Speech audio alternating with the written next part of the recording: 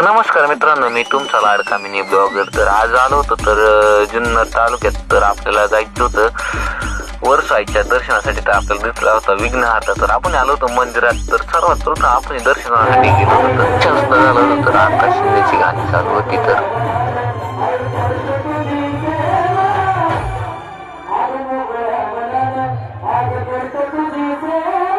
मग आपण एक सेल्फी फोटो घेऊन एक सेल्फी व्हिडिओ क्लिप घेतली.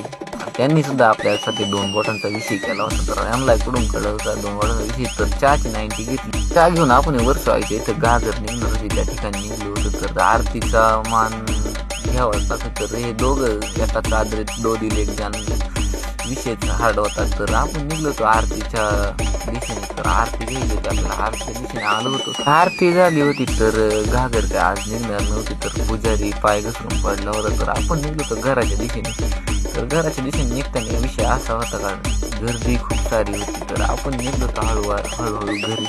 तर मी सुद्धा आपलं थंडी असल्यामुळं पंचांग बांधून आपला निघलो होतो पॅकमध्ये. तर गर्दी एवढी होती का विशेष नाही. पार राडाच झाला होता. तर इथं गर्दी अशी ट्रॅफिक लागली ट्रॅक्टरवाल्याने डायरेक्ट ट्रॅक्टर गाडवा लावला होता. तिथून कसं बसं बाहेर निघून आपण स्मारकापाशी पोहोचलो होतो. स्मारकाचं दर्शन घेऊन आपण निघलो होतो पुढं. तर आपण पोहोचलो होतो ओतूरमध्ये चहा घेतला ना आपण निघलो होतो घरी.